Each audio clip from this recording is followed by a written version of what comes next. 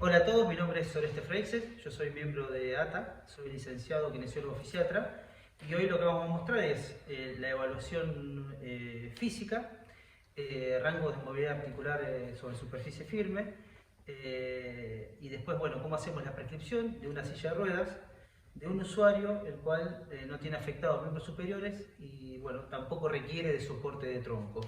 Esto corresponde a nivel de capacitación básico que se dicta a través de los 8 pasos, bueno, que está dictado por lo que es Organización Mundial de la Salud. En este caso me acompaña Juan María Nimo, que es un usuario de silla de ruedas ya desde el año 2006.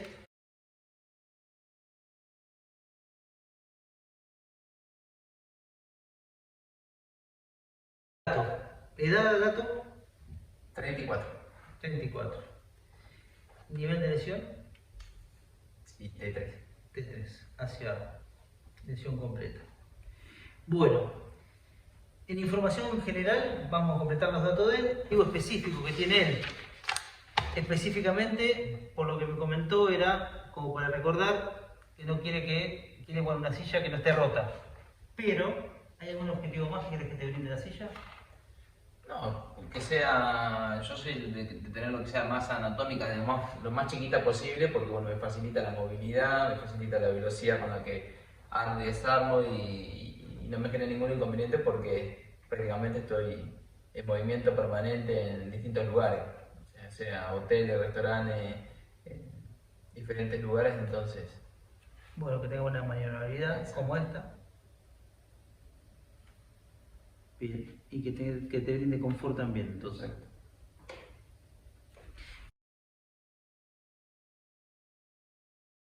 Alimentación, ¿comés sentado en silla de ruedas? Sí. Bueno, muchas personas ¿qué hacen? Cuando van a comer se pasan a otra silla, no es el caso de Gato. Sí. ¿Sos independiente? ¿Requerís alguna adaptación especial para comer? No, Independiente. Vestido, ¿te vestís en la silla?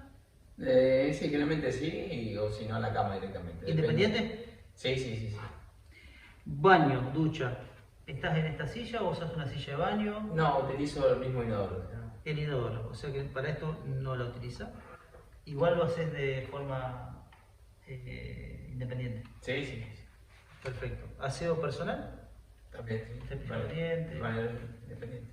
Independiente. ¿Alguna adaptación o algo específico? No, para nada. Transferencia, como vimos, independiente. Perfecto. Bien. Distancia recorrida en kilómetros. ¿Tenés idea, no? ¿Cuánto? Sí. ¿Promedio? En cuadras. No, Ni idea. no, ni idea, pero sí, más de 20 seguro. Más de 20 cuadras seguro. Diarias sí, más, sí.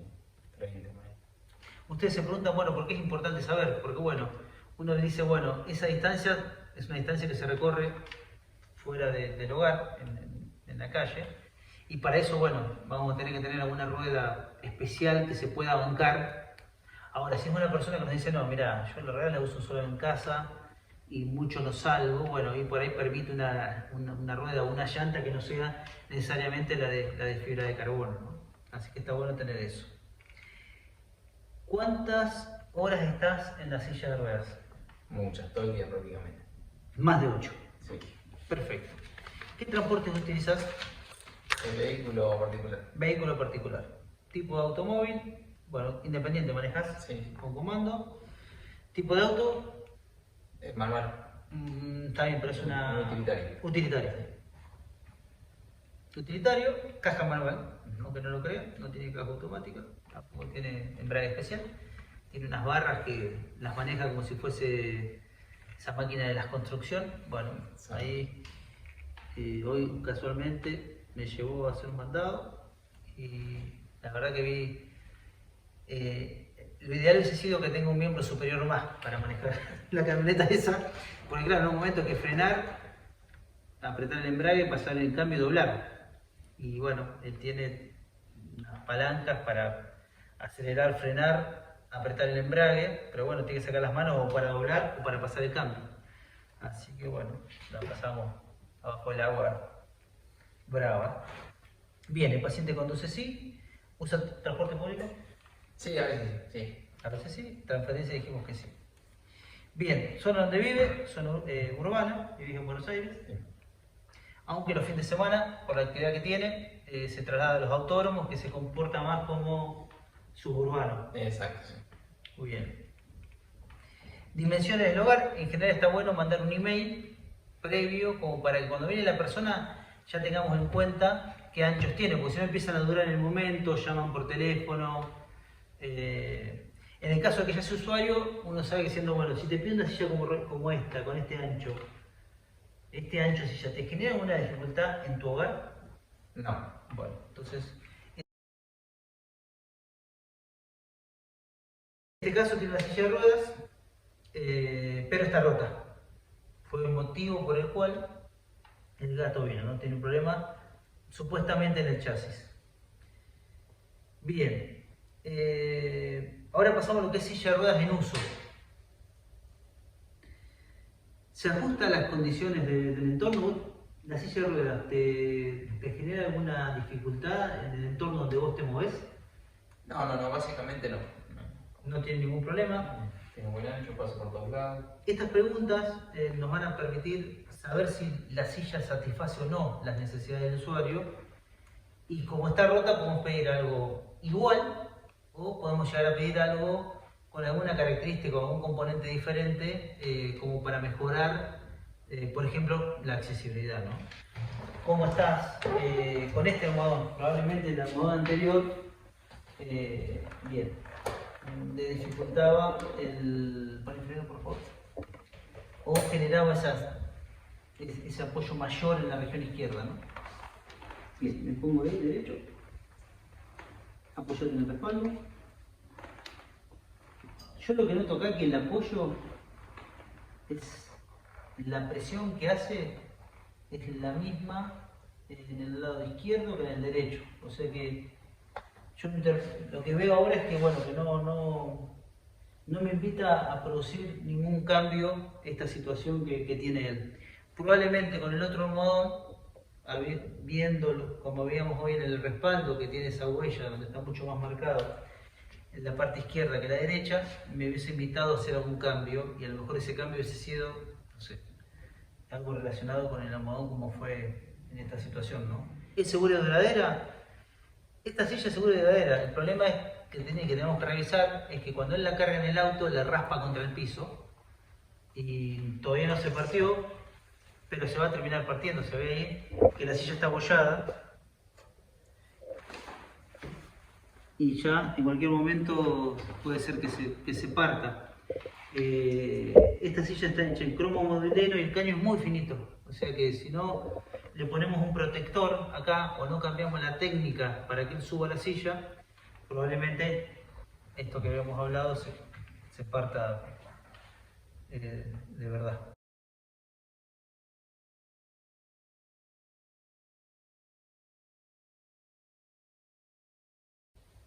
El almohadón ofrece alivio de la presión adecuado y ahora vamos a mostrar qué es lo que nos dice la OMS respecto a esto. Giro acá, ahí, saco la base del respaldo, muchas veces hay un respaldo de chapa que dificulta, saco la lona y coloco los pulgares, busco los isquiones, levanto un poquito la cola, abajo, ahí está, con mi yema de dedos contacto los isquiones y veo si tengo movimiento para arriba y para abajo de 5 milímetros, como es el caso de él, me quedo tranquilo, ¿está bien? Si no tengo ese movimiento pero lo saco fácil, bueno, me obligo a la persona a que se comprometa en hacer un chequeo periódico de la región isquiática y glútea. Y si yo directamente no lo puedo sacar, ahí tengo que hacer un cambio. Vamos después directamente a lo que es riesgo de úlcera y una escala buena para utilizar es la escala de Braden. Esta escala, si la quieren, se la podemos mandar por email y ahí van a tener el instructivo, es muy sencillo de tomar. Es una escala que se desarrolló en Estados Unidos por enfermería y fue originalmente pensada para personas que estaban acostadas, pero después se comenzó a utilizar y se validó para personas usuarios de silla de ruedas.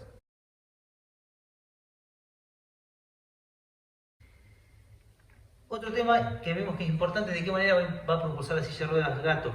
Nosotros cuando comenzamos la charla vimos cómo propulsaba y vimos que utilizaba los dos miembros superiores, así que está bueno tener esa información. Es lo habitual, pero bueno, muchas personas con una secuela de hemiplegia o con hemiparesia lo que hacen es utilizar un miembro superior y el miembro inferior, ¿no? Como para dar dirección, y el miembro inferior. Otras, bueno, utilizan una rueda o un monocomando, ¿no? Donde en un miembro superior o en una rueda tenemos el aro para la rueda del miembro superior que no utiliza y para la rueda del miembro. Vamos a ir comenzando entonces con la evaluación física. Primero se hace sobre una superficie firme y lo que vamos a evaluar es rango de movimiento de pelvis, cadera, rodilla y tobillo en relación a la posición de sentado. Así que nada, le voy a pedir que le haga la transferencia. ¿Te puedes transferir a la camilla? Que haga la transferencia y ya también vamos a ir viendo cómo realiza la transferencia. Y lo que les comentaba, vemos lo que es silla de ruedas, qué huella deja, ¿no? Como nos dice Sharon Sutherland. En este caso, la huella de lo que es algodón no la vemos porque él lo cambió hace poquito, así que no vemos. Pero sí vemos la huella a nivel de lo que es la funda de respaldo.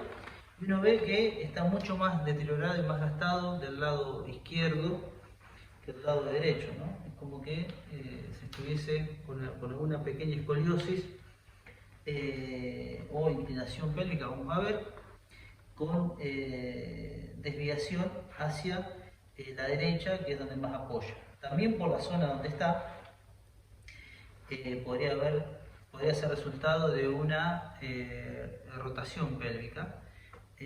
Así que bueno, ahora en la evaluación vamos a ver a qué se debe. Puede ser que parte del resultado de esta huella que nos deja en este sector la silla de ruedas puede ser resultado también de que el algodón no le dio la suficiente estabilidad durante el apoyo, ¿no? Y bueno, puede ser que haya generado, o como decíamos, o una rotación o cierta escoliosis, haciendo que apoye más sobre el lado izquierdo que el lado derecho. Pero bueno, lo vamos a ver ahora en la evaluación. Ponemos las piernas arriba.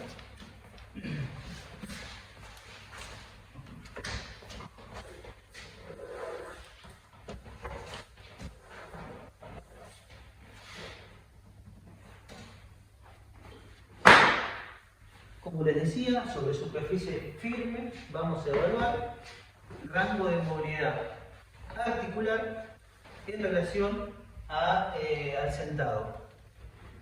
Esto es clave, ¿por qué? Porque nos va a permitir saber si hay alguna limitación del rango de movilidad o no. Si en esta situación se genera alguna limitación del rango de movilidad, ya sabemos que va a ser algo que, en caso de ser rígida, vamos a tener que compensar.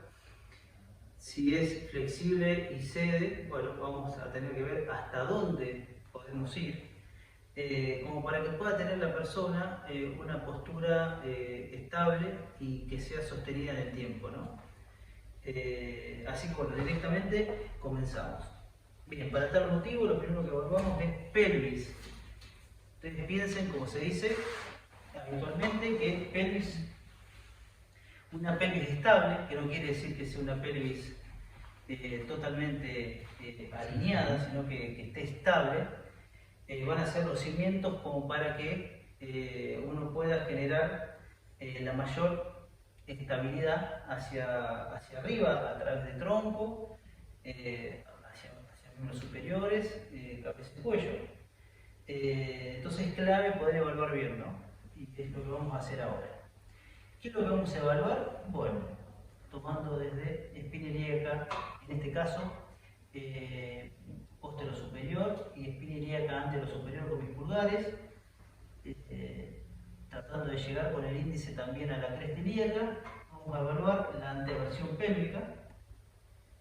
En general es un movimiento que se resiste mucho, sobre todo en usuarios de larga data, porque la gran mayoría están sentados en retroversión pélvica, que puede ser mínima hasta moderada o máxima.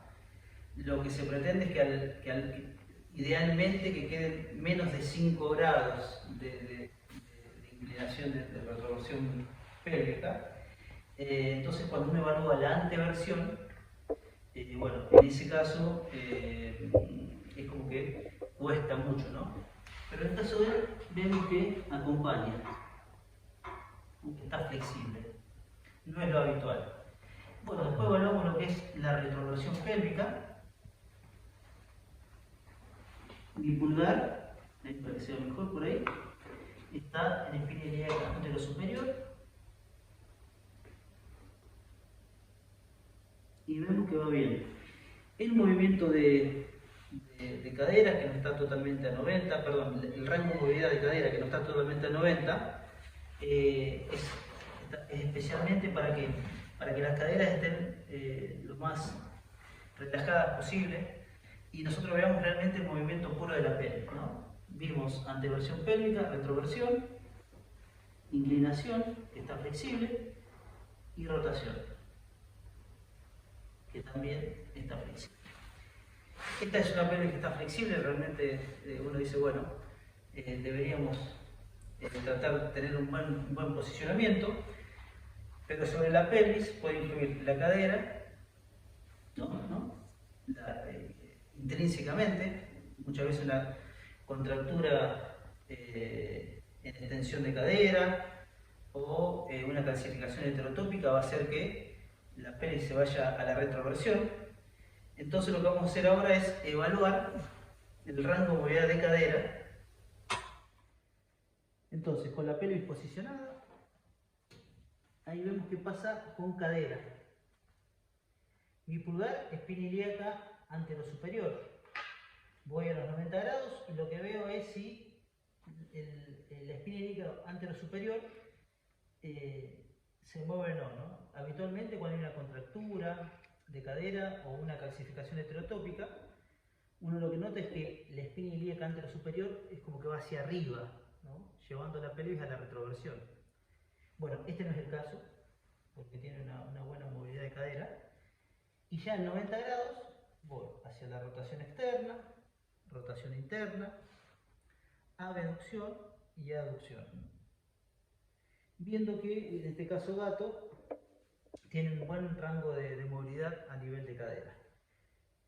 Con la pelvis en una posición neutra ideal, la cadera a 90 grados, vemos que pasa con isquiotibiales tensos para llevar a que la pelvis vaya también a la retroversión. Entonces, pelvis neutra, cadera a 90 grados, vemos cuánto puede llegar a impactar o no, siempre posicionando con el pulgar en espina ilíaca antero superior. Bueno, en este caso vemos que no influye. Bien, entonces, pelvis neutra, cadera a 90 grados, rodillas a 90 grados, como va a tener, o como lo usa habitualmente el usuario de silla de ruedas. Veamos qué pasa con tobillo y pie, ¿no? Si tiene alguna contractura, que es muy común también, inflexión plantar, si tiene clonus o no. Bueno, todo esto es información útil que va a venir bien al momento de hacer la prescripción de la silla de ruedas. Repetimos lo mismo con el otro miembro inferior y ya pasamos directamente a ver cuánto impacta la acción de la gravedad sobre la postura, en este caso de gato. Entonces hacemos una vista de frente. Él está sentado con los brazos sobre las piernas. Me gustaría ver un poquito mejor los hombros. ¿Qué es importante ver en este caso? Que por ahí no es del nivel básico, pero sí que está bueno poder tenerlo en cuenta, es, bueno, ¿qué necesidad tiene la persona de usar los miembros superiores para mantener la estabilidad en sentado, ¿no? Hay personas que, como el caso de Gato, puede prescindir del soporte de miembros superiores.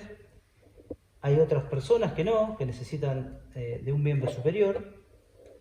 Hay otras personas que necesitan de los dos miembros superiores como para mantener la estabilidad en sentado, y otras personas con el apoyo de los dos miembros superiores no alcanzan y necesitan ya la ayuda del terapeuta, ¿no? Cuando es así, uno ya sabe que, bueno, que la complejidad del equipamiento que va a pedir va a ser mucho más específica que, por ejemplo, en el caso de Gato, que lo que utiliza es un respaldo de lona, ¿no? Bien, entonces, ¿qué vemos de una vista de frente? Bien, cómo está orientada la cabeza en la línea media, altura de hombros, si sacaríamos la remera, y el mamilar, ¿no? En una vista posterior, no de frente, vemos si hay una desviación de la columna o no. También vemos si hay alguna, en este caso, oblicuidad pélvica. En general esto es típico más en personas que tienen una secuela de una lesión medular con un alto tono de base, que muchas veces se comporta como asimétrico y genera cierta oblicuidad pélvica.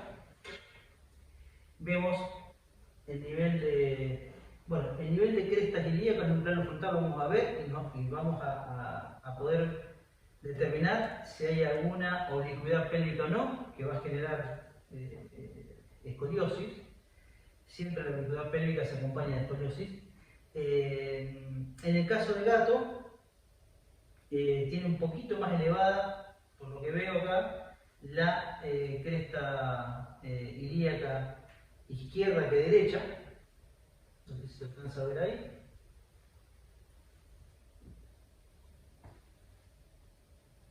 Primero me fijo cómo están las espinas ilíacas posteriores superiores. Muchas veces una está más rotada que la otra y esto ya genera o es parte también del fenómeno de cuando se da la oblicuidad pélvica. Y acá vemos que la izquierda está más elevada que la derecha. ¿Vos tuviste alguna cirugía por escara o...? Sí, tuve una por escara en el isquio derecho. Ajá. Bueno, eso lo que puede explicar es, en general, cuando muchas veces se resuelven las escaras, se le saca un pedazo de isquion y eso hace que automáticamente baje. Y en este caso vemos que sí, que hay una diferencia por lo menos de 1 centímetro, ¿no? Él ahí está sentado y lo vamos a ver después en una vista lateral con cierta retroversión pélvica. Yo le voy a pedir que trate de salir que se haga más derecho, ahí va,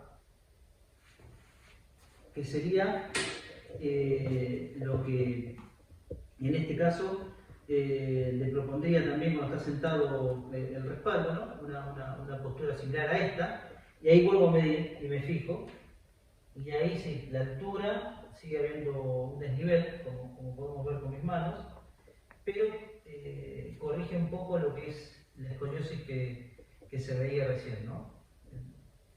Quédate... O sea, me aflojo. Sí, o sea, apoyar siempre los brazos al costado del cuerpo, pero de una vista lateral vemos que tenemos acá espina ilíaca, no sé si molesta este brazo, cruzarlo para allá, antero superior, espina ilíaca postero superior. Entonces ahí tenemos, ya vemos la oblicuidad pélvica, ¿no? Acá estamos viendo la magia de la acción de la gravedad. No solamente hacemos responsable la acción de la gravedad, sino que bueno, también le falta músculos en extensores de columna, por debajo del nivel T3 de lesión. Acá estamos en T2, T3. Si bien tienen los músculos puentes, como el dorsal ancho y trapecio, no alcanzan para darle un adecuado posicionamiento. Algunos usuarios de silla, con estos niveles de lesiones, tienen un poco más de extensión de columna, porque tienen un tono de base que los ayuda, pero este no es el caso de Gato.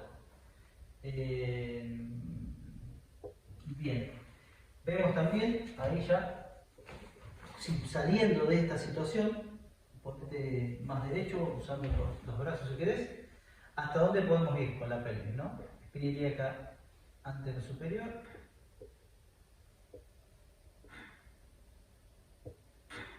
Y ahí posterior superior. Ahora sí, bien derecho.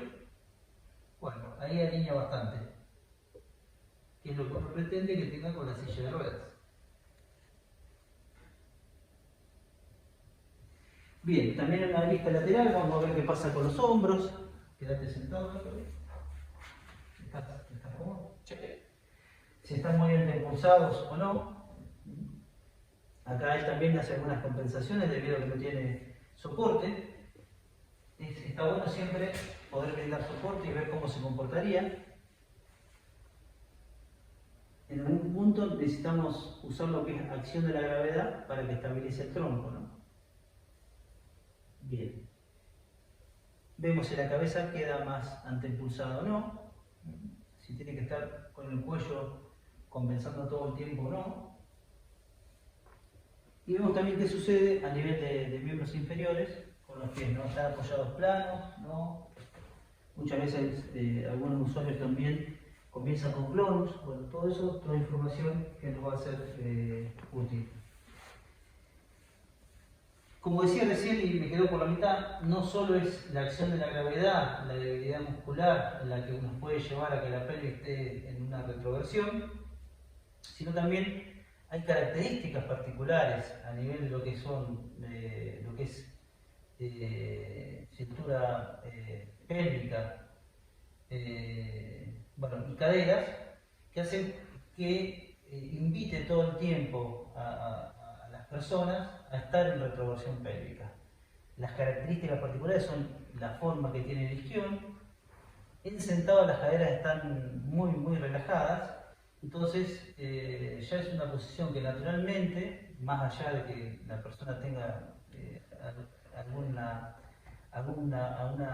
lesión medular, como en este caso o no, uno tiende a estar, ¿no? Muchos de nosotros estamos sentados en retroversión, ¿no? Bueno, habitualmente el sentado invita a ir a la retroversión pélvica. Cosa que no sucede cuando uno le pedesta a la persona. Ahí la pelvis se pone mucho más alineada y ya el tronco cambia notablemente. Bien. Lo que queda ahora es ver una vista superior, ¿no? Y ahí completamos todo. En este caso, bueno, me paro sobre la camilla. Acá rato pasamos otra vez acá adelante, así me puedo parar atrás.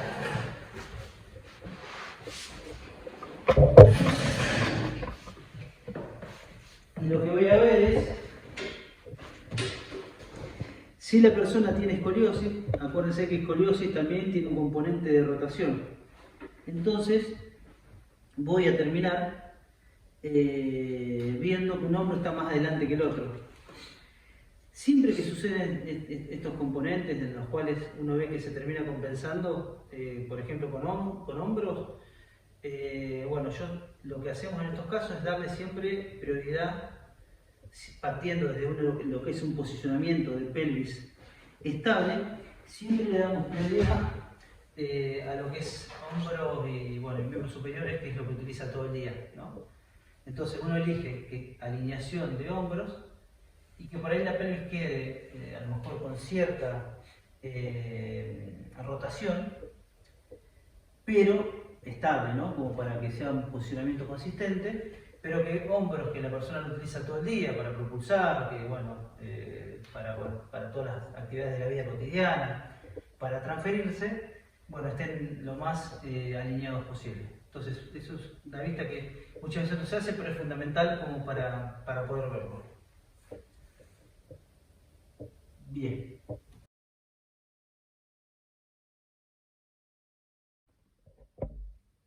Bien, ahora vamos a tomar las medidas que bueno, van a ser útiles y necesarias para lo que es la prescripción de la silla de ruedas, ¿no?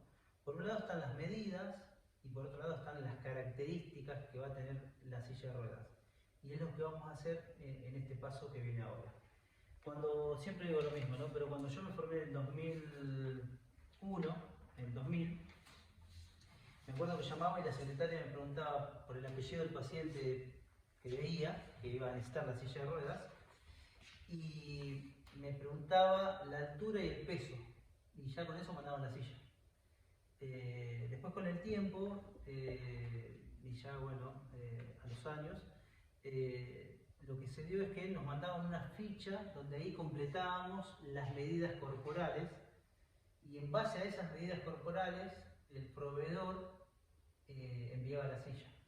Lo que pasa que, bueno, sucedía que, por ejemplo, lo que vimos recién, que una profundidad de asiento variaba de forma considerable si la persona, el usuario, estaba sentado en retroversión pélvica o no, hasta 5 centímetros, 7 centímetros, ¿no? Entonces, nada, siempre pensamos que lo ideal era, bueno, como vemos acá en el formulario de evaluación de silla de rueda de la OMS, por un lado, a ver si se llega a ver ahí bien, pincho,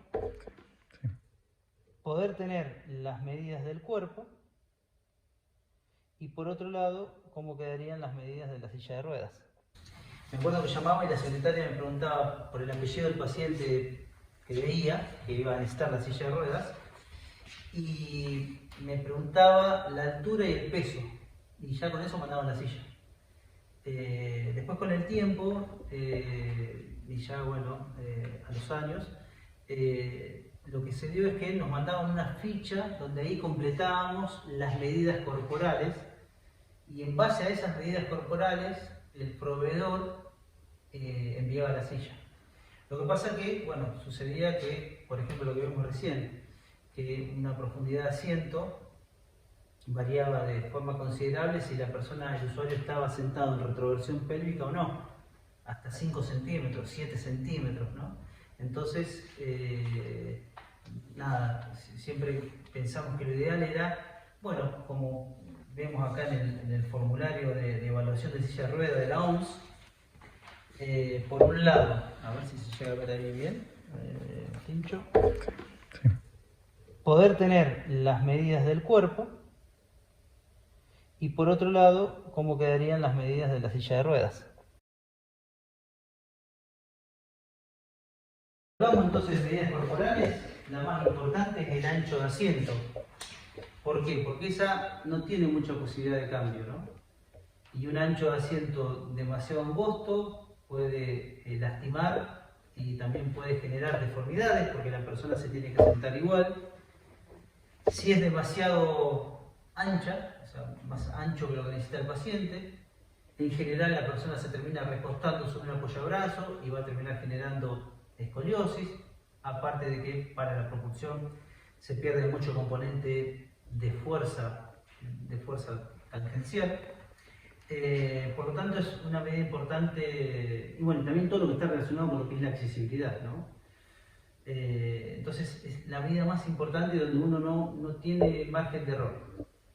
La segunda medida más importante es la profundidad de asiento, pero esa, bueno, uno puede jugar un poco con lo que es el respaldo, algunas sillas que uno puede llevar respaldo hacia adelante, hacia atrás, o si coloca un respaldo de tipo postural también tiene un margen de 3 centímetros para moverlo hacia adelante o hacia atrás, o sea que eso ya nos puede permitir algún error. Y por último, bueno, están las alturas, que esas en general son todas regulables, altura de apoyapié, altura de apoyabrazo y altura de respaldo. Si necesita apoyacabeza, también altura de apoyacabezas. Lo que es profundidad de asiento, que va a ir, cuando uno toma medida corporal, directamente de lo que es hueco popliteo o cara posterior de pantorrilla a parte posterior de pelvis. Bueno, ahora lo vamos a medir. Y después, bueno, ya vamos con los anchos, ¿no? Ancho a nivel también de lo que es tronco, a nivel de última costilla, y ancho a nivel de ángulo inferior de escápulas. Que en general en el respaldo uno va a tratar de colocar una altura que quede por debajo del nivel de escápulas, cosa que cuando propulsa la silla de ruedas, las escápulas puedan ir y venir sin tener que rozar el respaldo. Tomar las medidas corporales es relativamente sencillo. vamos a hacer directamente, vamos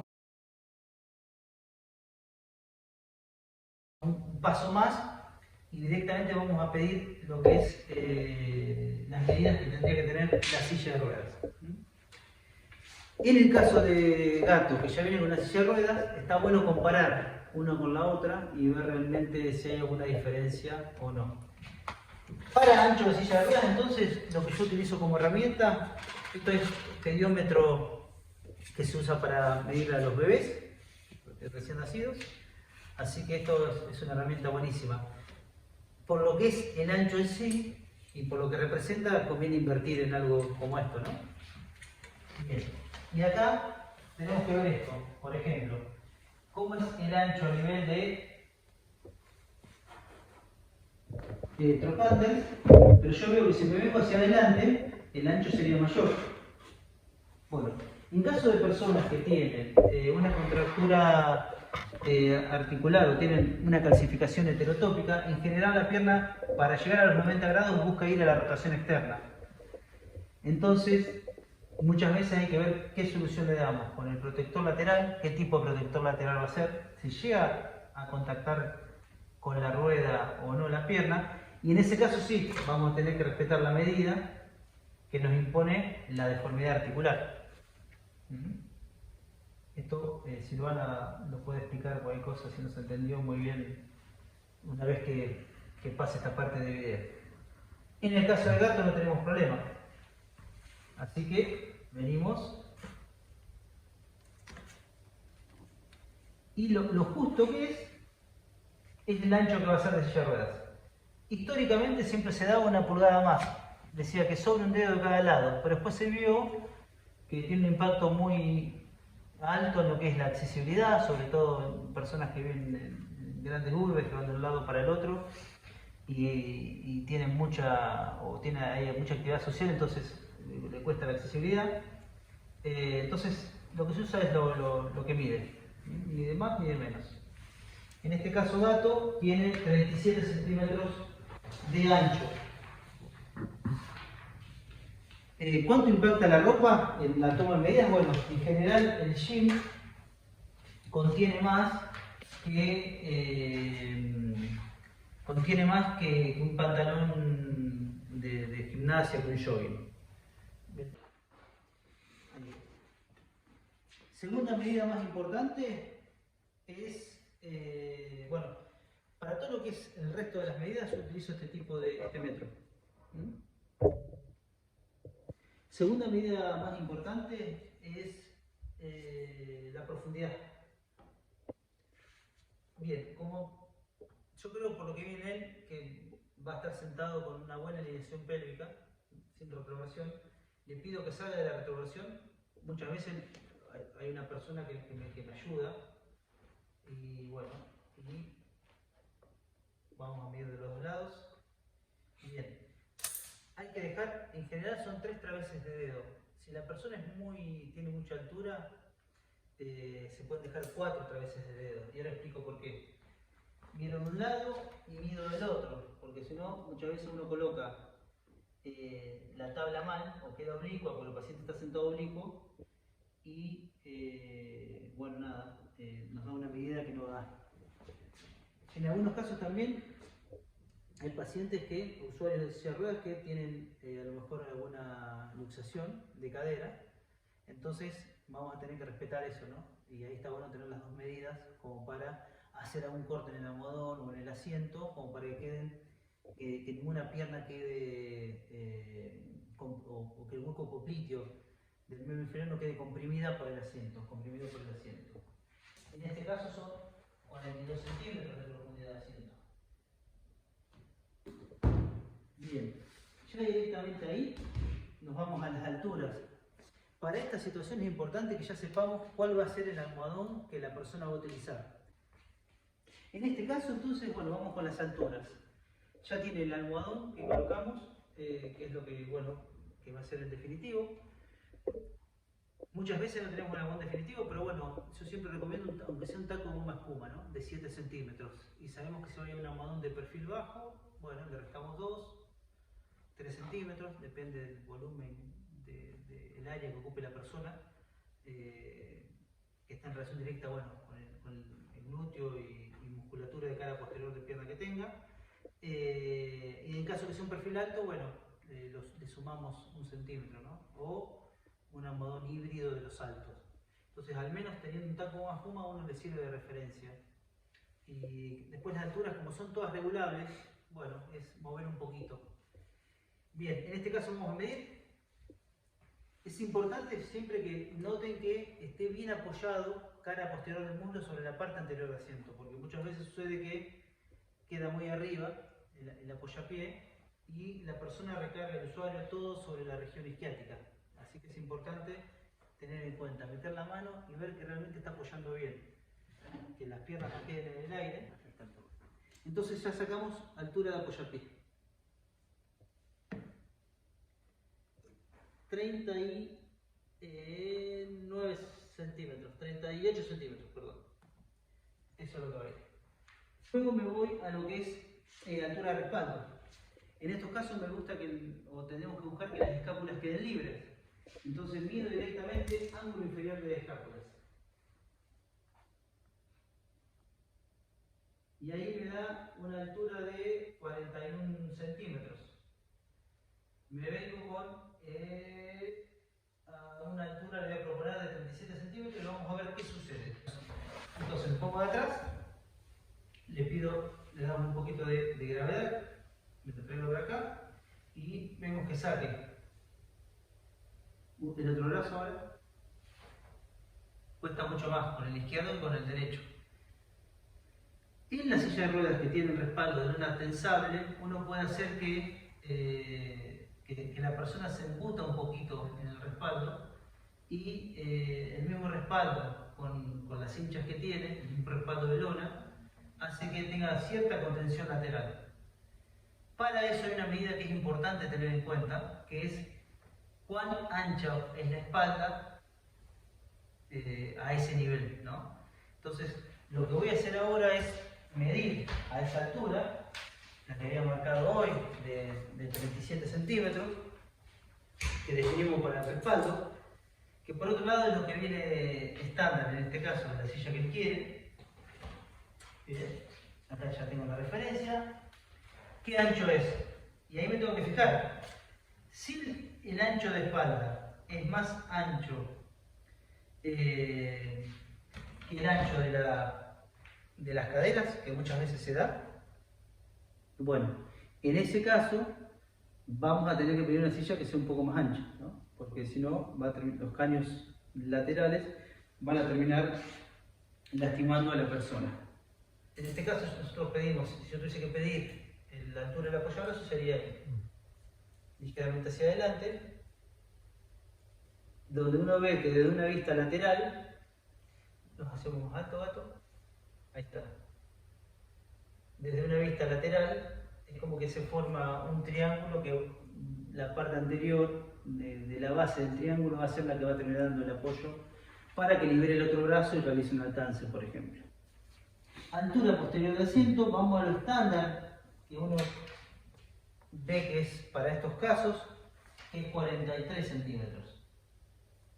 ¿Por qué digo lo estándar? Porque personas que necesitan mucha acción de la gravedad para estabilizar el tronco, o sea que tienen que estar muy reclinados, si uno no le da pendiente o til al asiento, lo que sucede, ahí estoy con mi mano como si fuese el asiento paralelo al piso, lo que sucede es que actúa como si fuese un tobogán, entonces la persona tiende a perder posicionamiento y ir hacia adelante y bueno, tender a caerse, ¿no? Entonces, a medida que yo doy más ángulo de respaldo, tengo que dar más tilt, ¿no? Más elevación anterior del asiento o descenso de la parte posterior. ¿Para qué? Para que evitar que la pelvis se escape. En personas con lesión medular, por ejemplo cervical, C6 y C7, en esos casos puede ir hasta entre 7 y 11 centímetros de diferencia de altura anterior versus altura posterior, para que tenga o para poder mantener la pelvis estable, ¿no? Ustedes piensen cuando queremos hacer que el tronco esté bien apoyado sobre el respaldo, uno lo reclina y reclinando el respaldo, el tronco se apoya más porque porque tenemos la acción de la gravedad que va a terminar haciendo que el tronco se pegue contra el respaldo, ¿no? Se apoye más. Bien, perfecto. Bueno, luego pedimos el ángulo de respaldo y en ese caso uno pide siempre hasta cuántos grados quiere que vaya y después en el momento donde se hace el ajuste, ahí directamente se regula, ¿no? En general, antiguamente se pedían no más de 8 grados de inclinación, ahora las sillas permiten mucho más, ¿no? Hasta 18 grados, 19, 20, que parece poco, pero es un montón. Así que ahí está bueno porque se puede dar el ángulo que uno desea.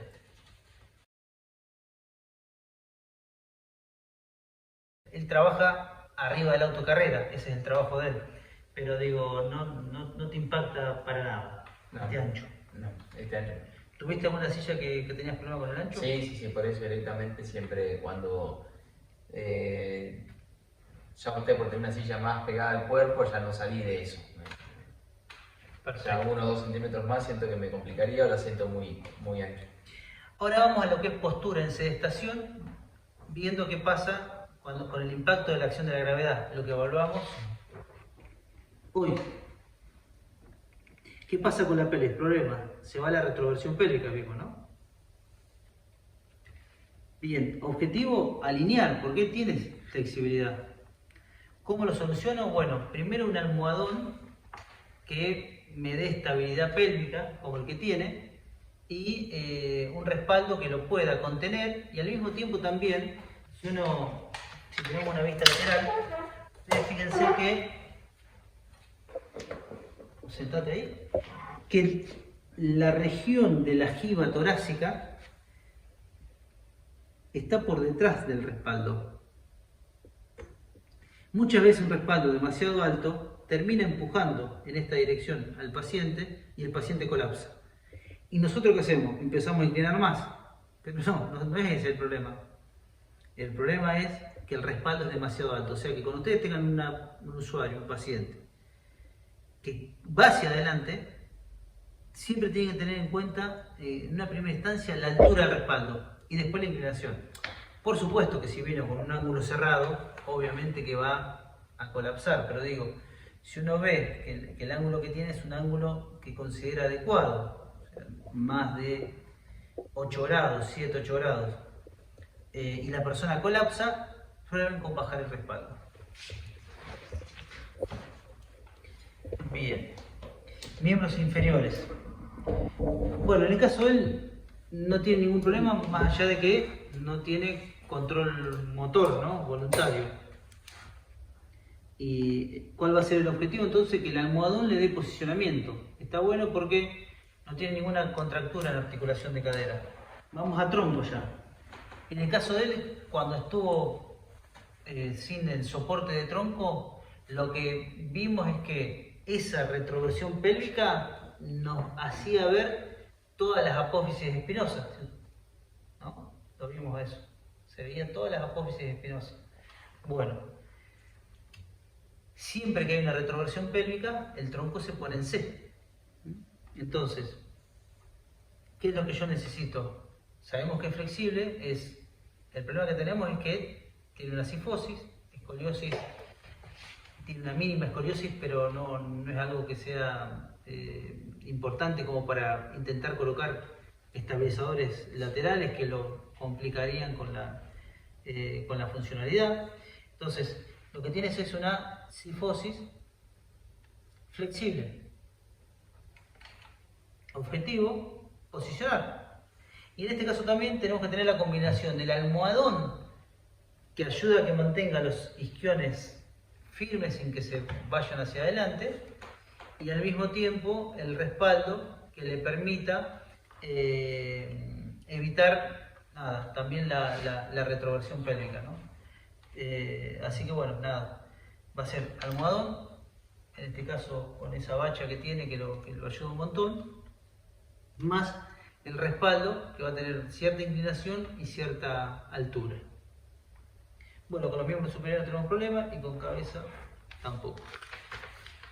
Esta ficha que utilizamos para él es una ficha que ya tiene, que está buena porque tiene ya más de 20 años de desarrollo, porque comenzamos a hacerla ya en el año 2000. Vamos directamente a lo que es silla de ruedas. Entonces, propulsión independiente, inserción del chasis es cuánto el chasis va a venir hacia adentro, en distancia.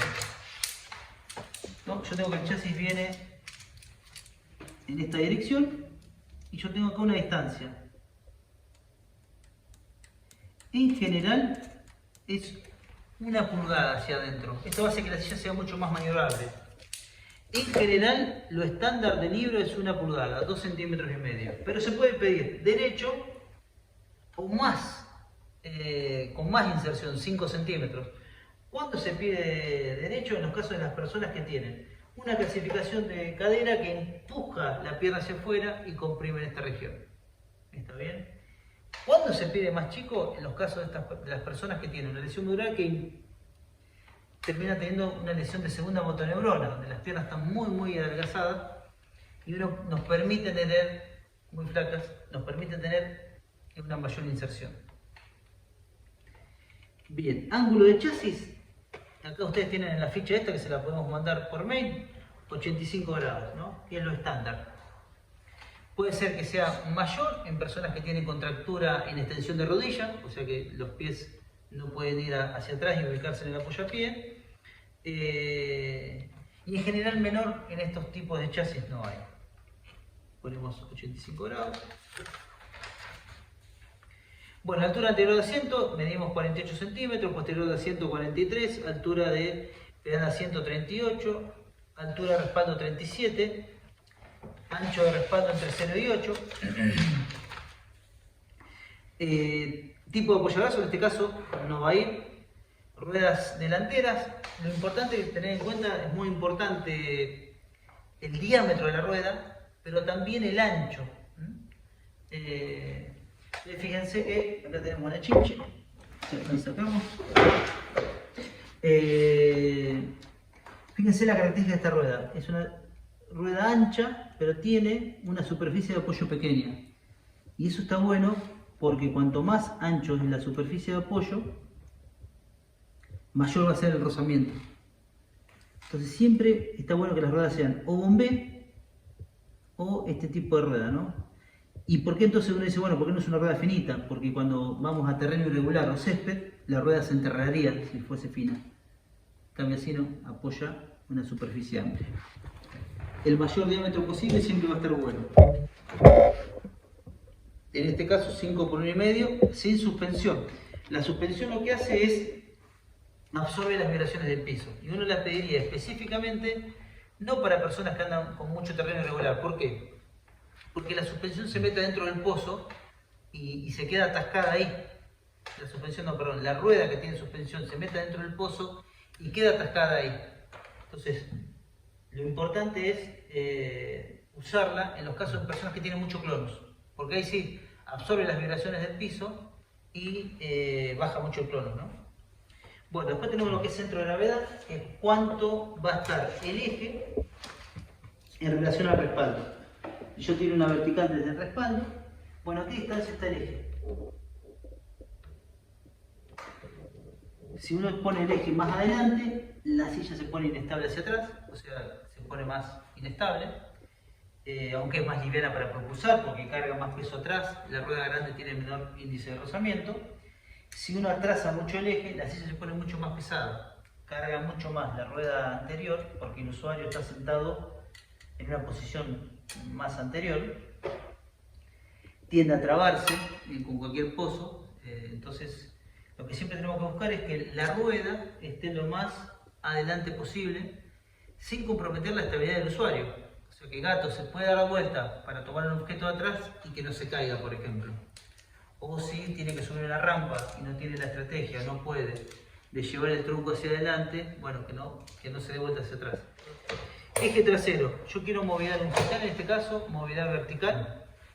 Cuando en general pide que el eje pueda ir para arriba y para abajo, en los casos de las personas que, por ejemplo, están saliendo de una etapa aguda y están con recuperación en curso, recuperación neurológica, y Bueno, y necesitan, a lo mejor como hablábamos hoy, mucho til de silla, ¿no? Y uno sabe que, bueno, que al tiempo, cuando recuperen, ya ese til va a ser demasiado. Entonces uno ahí le permite variar y ir regulándolo a medida que pasa el tiempo. Si no, en los casos de personas que tienen una paraplegia, bueno, ya con poder mover el eje hacia adelante, hacia atrás, o el respaldo hacia adelante, hacia atrás, algunos centímetros, ya es suficiente.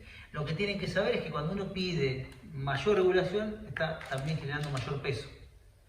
Y el peso en personas que quieren cargar la silla de manera independiente va a ser la principal medida que le va a jugar en contra. Ruedas en comba o en ángulo. Bueno, ¿qué da la rueda en ángulo? Bueno, primero que facilita mucho el giro. Si ustedes ven los deportistas cuando hacen deporte, tienen las ruedas en ángulo. Bueno, tamaño de rueda trasera, en este caso tengo una rueda de 24 por 1. Y la mantendríamos, porque él podría tener una rueda de 25, pero perdería altura posterior. Y bueno, yo creo que ahí como está bien. Vos te sentís estable ahí. Sí, utilicé 26, creo que es. 26. Y no, la siento muy tosca. Muy top, perfecto. ¿Cuándo utilizamos la rueda más grande? Muchas veces cuando, poniendo toda la altura anterior, la persona tiene un tronco muy recto, cola grande y sigue sin llegar al aro. Ustedes piensen que cuando la persona propulsa la silla, tiene que ir entre -10 de un imaginario reloj e I10. ¿Para qué? Para no cargar mucho los miembros superiores. Entonces, es muy importante que al menos la persona cuando propulsa tenga aproximadamente 1/3 de contacto del aro, del diámetro del aro durante la propulsión. Entonces tenemos que buscar eso. Y para eso muchas veces si un rodado mayor, más grande, es como que le acercamos las ruedas a la mano, ¿no? Tipo de cubierta, neumática. Él anda mucho en ciudad, así que ponemos alta presión, entre 80 y 145 libras. ¿Cuál es la desventaja? Que al ser muy dura hay mucha vibración, pero lo que tiene de bueno una silla con esa presión es que tiene un muy bajo rozamiento, entonces va muy rápido. Tipo de aro, en este caso es de aluminio. El antideslizante en general se utiliza para personas que propulsan con la región hipotenar, que tienen una cuadriplegia. Freno, bueno, como la característica de la silla va ahí, pues en este caso es unimanual, pero por ahí yo estaba pensando cuando acercás a la camioneta para cargar la silla, el bimanual, vos frenás una silla, un freno, acercás. Sacando el otro y lo... Por ahí podemos poner bimanual. ¿Te parece bien? Sí, lo he tenido y... Pero si vos elegís esto mejor, ¿este te gusta más? Este es cómodo para mí, sí. Bueno, entonces dejamos este, unimanual. En mano derecha está bien. Sí. Tipo de almohadón, él ya tiene un almohadón, así que va a quedar este. Luego característica de respaldo, va lona ajustable, en el caso de él. Y ya terminamos con los accesorios. Sistema multiplicador de fuerza no vamos a necesitar, guantes con grip tampoco. Ruedas antivuelco en el caso de él tampoco se utilizan. Vamos a decirle si vos crees que necesitas algo de esto. Okay. Ruedas del viajero. ¿Ves? Mira bien, las ruedas del viajero, cuando vas al colectivo. Cuando ves y para ponerse, para quedar como para poder poner la rueda. Cuando él compite el fin de semana, vive en el colectivo y el problema que tiene es que no accede a la habitación. Exacto. El pasillo son chico. muy angostos. Entonces le vamos a poner rueda del viajero, ¿no? Que es un juego de ruedas extra que se coloca abajo del chasis y la persona, bueno, te permite que puedas sentar la silla y se empuja con las manos, tomándose de los laterales de las paredes como para poder avanzar, o lo asiste otra persona. Y empuñadura de empuje plegable como esta, o sea, de fábrica lo estándar es la empuñadura de empuje rígida. Pero en este caso está bueno para cuando lo cargas en algún baúl, ¿no? ¿Te parece bien o preferís la rígida? No, generalmente nunca utilicé porque no me molestaban y después que empezaron a salir estas plegables, sí, no me incomoda cuando la necesito estar y si no... Bueno, los dejo con Silvana.